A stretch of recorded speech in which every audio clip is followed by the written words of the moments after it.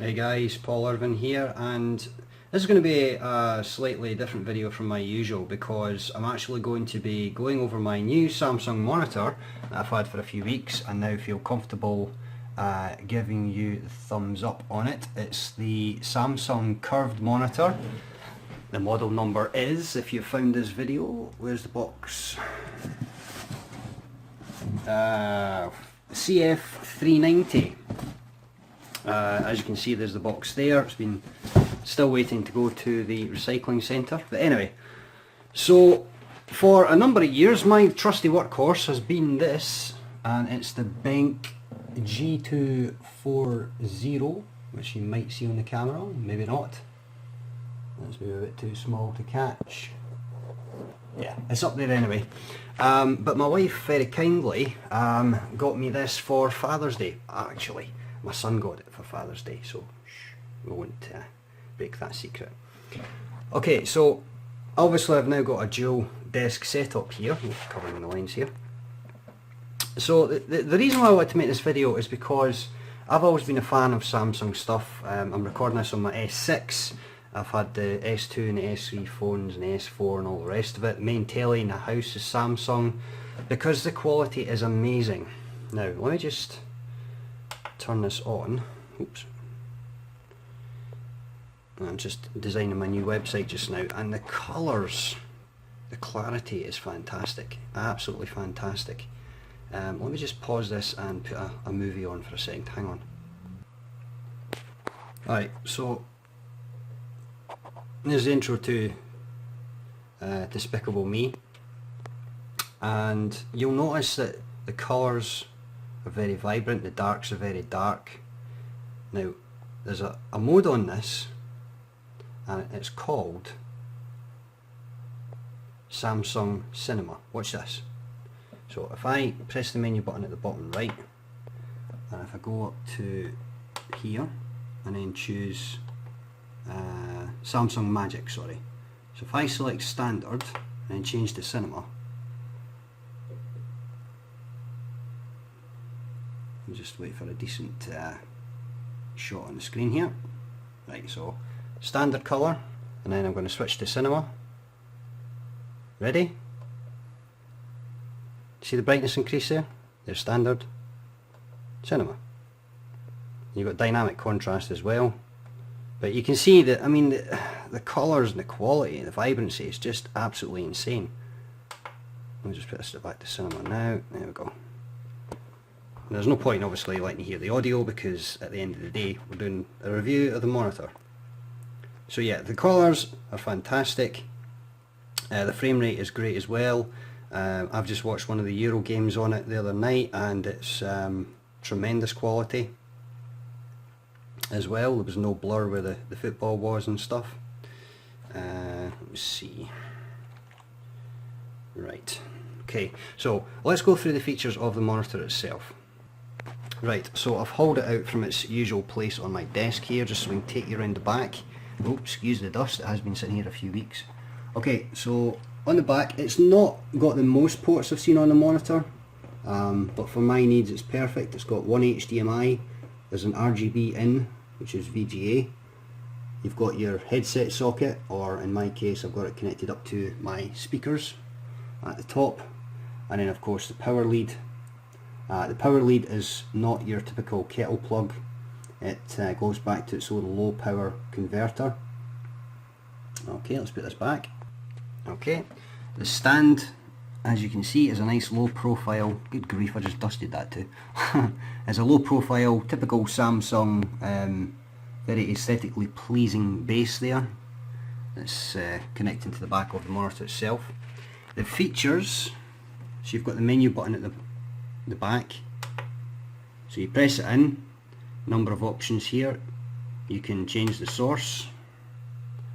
Obviously I'm only connected with HDMI, so you've got analog and HDMI. Press the button again. Now you've got this cool eye saver mode. This is basically going to filter out the blue light and save your eyes, and also it stops affecting your sleeping patterns if you're using it in the evening as well, which is really a useful feature built into.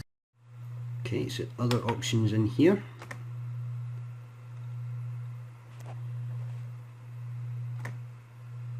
Yeah, so the eye saver feature, if we go in here, press the button, you'll see it kind of has like a yellow hue across the screen, but it reduces eye strain, and I can vouch for the fact that it doesn't affect your sleeping at night as well when you have that switched on. To turn it back off, press it in, right joystick, and there we go. The main menu options, so you press the button, go up to the top, and so we have picture options, and this is the Samsung Magic that I showed you during the film, so that's on cinema just now. You can also have dynamic contrast. I always have it on standard. You can change the brightness, contrast, sharpness. You can go in and change the colour of the individual channels for gaming and stuff.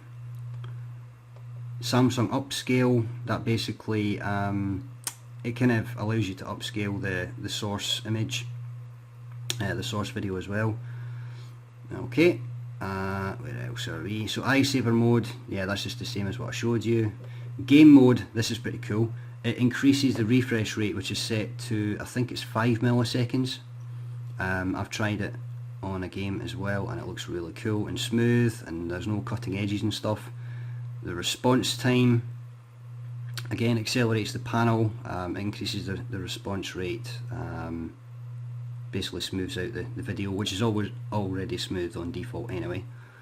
Picture size, you can have auto or wide. I mean, everything's widescreen these days, so you know, it doesn't actually do anything. What else we have? So yes, that's picture. On-screen display, so you can change the transparency of this display here. You know, you can turn it off so you can have a solid black background instead, if you so wish. Position basically changes the menu, so if you don't want it on the right side, you know, you can move it to the left. I mean, fiddly stuff, to be honest, nothing that's going to affect the monitor's performance. And then vertical, move it up and down. Language, obviously this is English, you're watching this, it's in English, but you can change the language if you want to confuse yourself, or of course if you're in another country. The display time, how long it takes for the on-screen display to disappear. The system itself, a couple of cool features in here, especially if you're a gamer. It supports FreeSync. Now FreeSync basically reduces the latency and just maximises the performance of the panel, as long as your graphic card supports it. I thought mine's did, it didn't. I'm very sad about this, but it's still cool for running games. Echo saving. You can go into echo saving and it will reduce the power being used by the panel. As you can see, it's kind of changing the amount of voltage being pulled through. I use my computer all the time. I need it to be full whack, plus it's using about 10% of what that was, so you know, all good. Off timer, set your monitor to turn it off automatically. PC AV mode, whether it's HDMI or VGA. Source detection is auto, so whenever you plug something in, it's going to detect it. Key repeat time. This is all to do with the button at the back of the screen, so that's fine. Power LED, so you can have it on working, see the blue LED at my pinky. So you can change that to standby. Again, it might have a nominal saving on power if you so wish to do that. And reset all, which I'm not going to do, is take everything back to factory settings. The information just gives you an idea what's going on, so the model and the serial number, what refresh rate HDMI is hitting. As you can see, it's 67.5 kHz, 60 Hz, and 1920 by 1080, which is all very good. So I paid, well actually I paid nothing for this. I got this monitor as my Father's Day present, which is cool. But I think it retails around the 160 mark. If you check out the link at the top of my screen, let me just switch this over. If you check out the link at the top right of this video on YouTube, you can go and check it out on Amazon.